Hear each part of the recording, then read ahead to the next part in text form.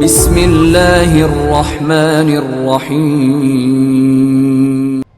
Nabi Musa yang saya ceritakan dalam hadis riwayat Muslim menampar daripada malaikat maut. Ini alasannya satu, karena Nabi Musa punya basirah, bisa melihat bahwa kalau kita dikuburkan di samping orang-orang soleh, kita dapat keuntungan. Padahal sudah meninggal. Bagaimana kalau lagi hidup? Jadi Nabi Musa berdoa kepada Allah. Nabi Musa kan di Mesir, tapi Nabi Musa meminta kepada Allah, ya Allah, kalau saya meninggal, tolong takdirkan saya dikuburkan di Baitul Maqdis. Itu doanya Nabi Musa. Kenapa? Di sana banyak kuburan para nabi, para rasul. Jadi seorang nabi butuh dekat dengan orang-orang soleh. Jadi seorang nabi butuh dekat dengan para nabi, dengan orang-orang soleh, dengan para aulia. Itu doanya Nabi Musa. Ternyata Nabi Musa setiap hari doa agar dikuburkan di Baitul Maqdis. Tahu-tahu malaikat pencabut nyawa datang di Mesir.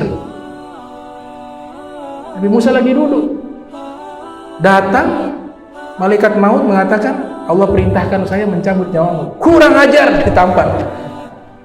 Kenapa? Saya gak mau mati di sini, Mesir. Kenapa? Para nabi itu kalau meninggal di tempat itu dikuburkan di situ. Ini sabda Rasul sallallahu alaihi wasallam. Nabi katakan, ma dufina nabiyyun qad illa fi makanihi alladhi tufiya fihi, kata Rasul. Tidak ada seorang nabi yang meninggal dunia terkecuali dia pasti dikuburkan di tempat di mana ia meninggal. Makanya Nabi Muhammad SAW dikuburkan di mana?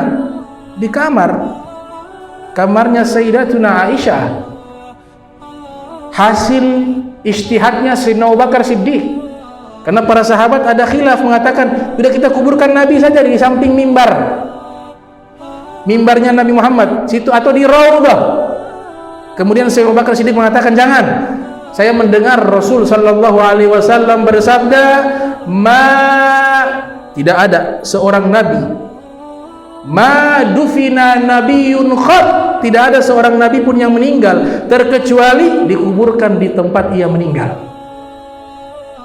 Makanya Nabi Musa marah. Tiap hari doa minta di Baitul Maqdis, kalau cabut di Mesir ya dikuburkan di situ. Orang lagi minta di sana.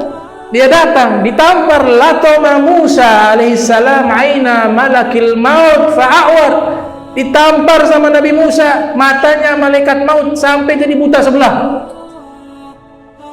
Naik ke langit, ya Allah, lapor, ini hambamu ini gak mau mati. Maka Allah sembuhkan matanya. Kemarin saya jelaskan kenapa malaikat kok bisa luka. Ya karena dia menyerupai manusia. Jadi hukumnya hukum manusia. Allah kembalikan matanya lagi. Kata Allah Ta'ala, Allah kenal, Allahu a'lam, qudratuhu likulli maqdurin ju'il, ilmuhu likulli ma'lumin syamil. Ilmunya Allah mencakup segala sesuatu. Allah bilang, sudah kalau begitu kasih tawaran kepada hambaku ini. Kalau dia mau umurnya panjang, suruh dia memegang punggungnya domba, bukan domba, punggungnya kerbau.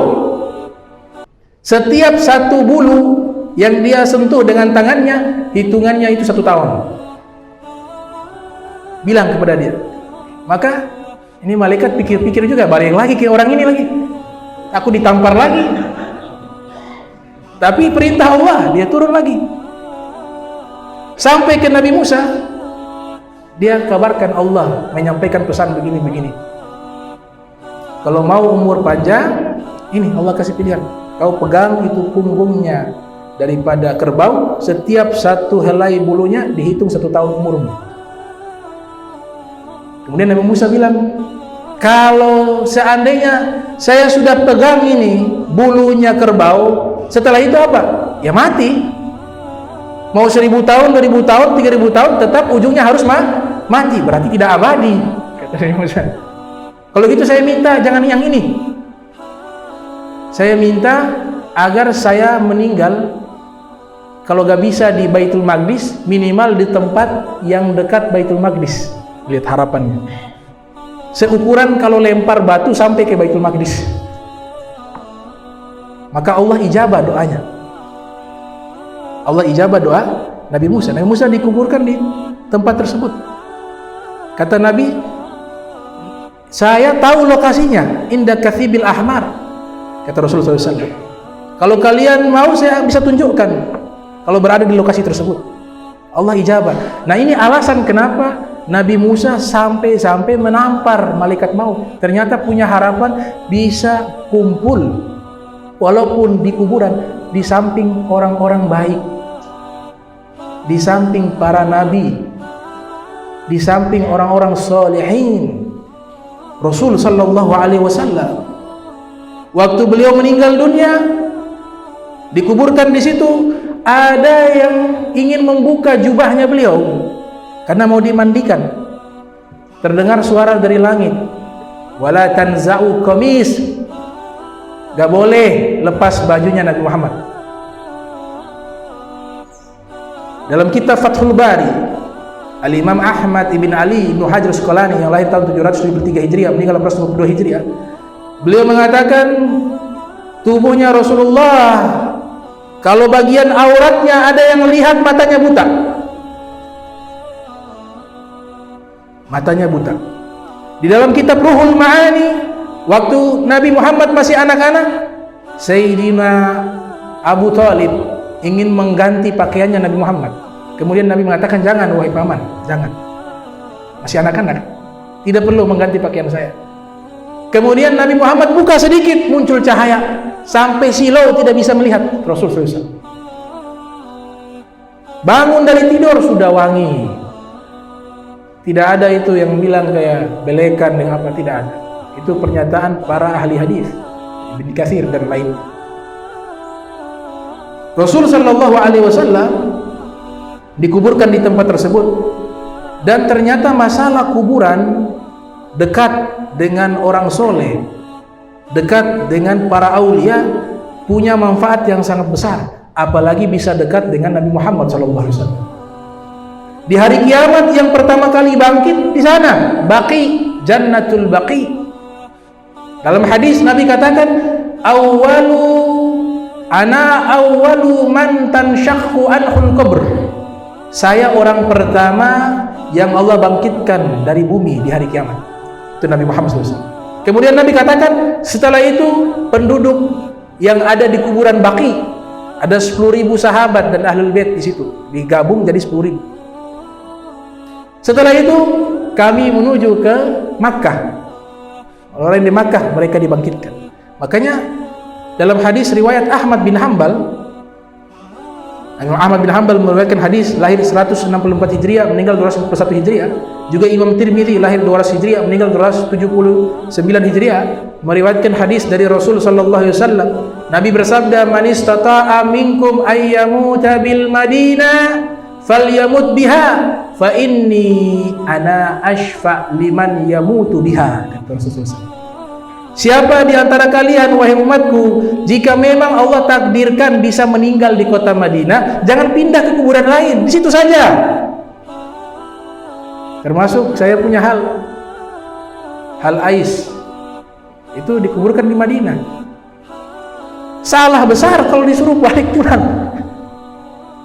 Salah, biaya udah keluar.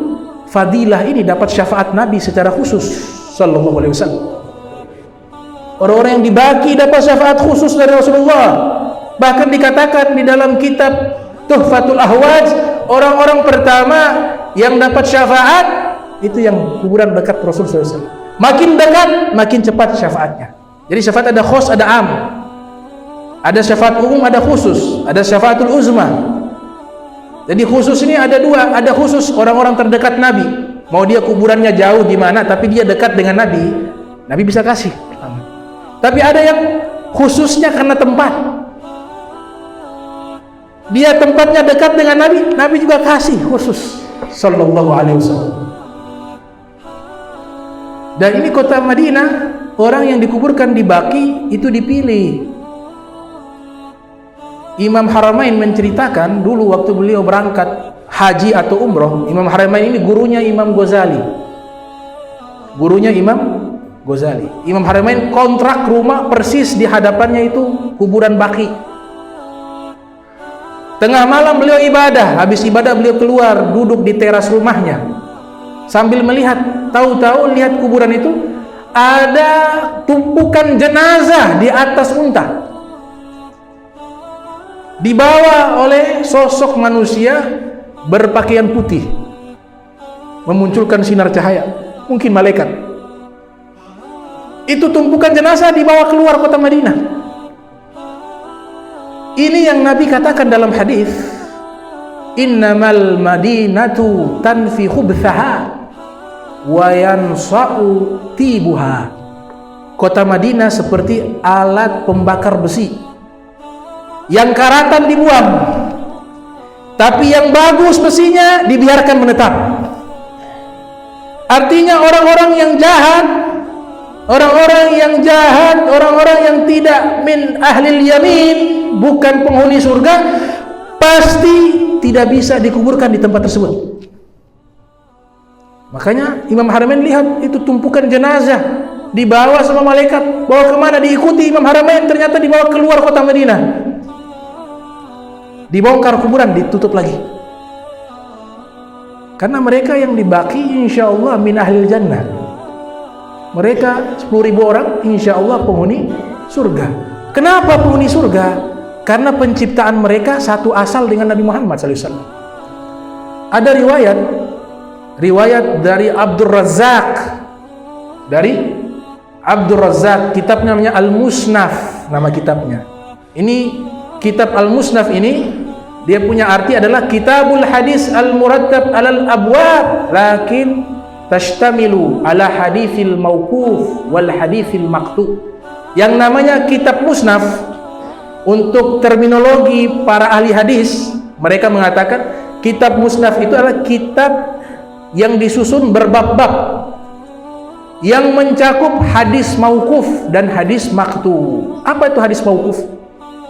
Dikatakan wa ma adaftahu ilal ashabi min qaulin wa fi'lin fahuwa mauqufun zukin. Dalam kitab Baikuniyah dikatakan setiap ucapan perbuatan yang disandarkan kepada sahabat dinamakan hadis mauquf. Apa itu hadis maqtu? Wa ma udifa lin nabi marfu'u wa ma litabin huwal maqtu'u. Seluruh ucapan perbuatan yang disandarkan kepada Nabi Muhammad SAW dinamakan hadis marfu', dan seluruh perbuatan atau ucapan yang disampaikan oleh tabi'in dinamakan hadis maqtu'. Jadi di kitab Musnaf itu hanya mengumpulkan ucapan-ucapan atau perbuatan-perbuatan para sahabat Nabi dan para tabi'in saja, namanya Musnaf. Ini kitab Musnaf luar biasa. Ada riwayat dari Ibnu Abbas radhiyallahu anhu mengatakan, kenapa dikatakan orang-orang dengan yang meninggal di Baqi, dikuburkan di Baqi, dinamakan Jannatul Baqi, surga Baqi? Karena mereka asal usulnya berasal dari penciptaan yang sama, tanah yang diciptakan daripada tanah tersebut Nabi Muhammad SAW. Jadi di mana dikuburkan seseorang, di situ dia diciptakan. Dikuburkan seseorang, dari tanah itulah dia diciptakan. Ibnu Abbas katakan, yudfanu kullu insan, dikuburkan setiap manusia, fit turbatil ladzi khulika minha, di tanah yang dia diciptakan darinya. Jadi kalau ada yang dikuburkan di Ternate, di Ubuk-Ubuk, berarti dia diciptakan dari proses tanah yang ada di Ubuk-Ubuk. Ada yang di kuburan Islam demikian. Ada yang di Makkah, Mbah Maimun Zubair almarhum, berarti Mbah Maimun Zubair diciptakan dari tanah yang ada di kota Makkah. Ini hadis mauquf, riwayatnya hasan, bagus, bisa dijadikan pegangan. Nah, orang-orang yang di Baqi otomatis mereka juga diciptakan di tanah Madinah, sama seperti tanahnya Nabi Muhammad SAW. Karena Abul Bashar Nabi Adam diciptakan dari berbagai tanah dicampur. Disitulah dikuburkan. Makanya Imam Nawawi mengatakan dalam kitab Al-Majmu' yang lahir 631 Hijriah meninggal 676 Hijriah mengatakan yustahab thalabul maut fi baladin syarif, disunnahkan doa minta kepada Allah agar meninggal di tempat yang mulia. Jangan meninggal di Prancis, di Italia, di Yunani, dikuburkan sama dewa-dewa di sana. Minta dikuburkan di tempat-tempat yang baik. Di Makkah, di Madinah, di Hadramaut, di Tarim itu ada kuburan Zambal namanya. Kuburannya para aulia dan kaum solihin. Tahun 800 Hijriah dimakamkan di kuburan tersebut 10.000 wali, 80 kutub. Kalau kita di situ, wah, dapat keuntungan besar. Minta di tempat yang baik, sunnah kata Imam Nawawi.